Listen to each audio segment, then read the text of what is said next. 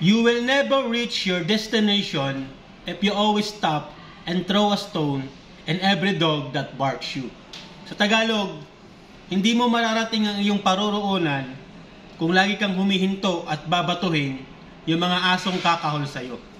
In short mga ka-mindset, huwag mo laging isipin o indahin kung ano man ang sasabihin ng ibang tao sa'yo.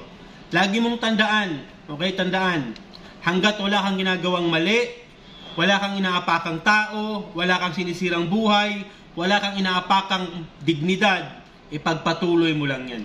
Okay? Kasi nga, gumawa ka man ng tama o mali, end of the day, ikaw pa rin at ikaw ang may kinabang or magsasuffer sa ginawa mong desisyon.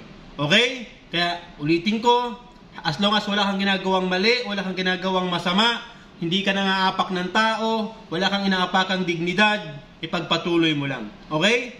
Mindset.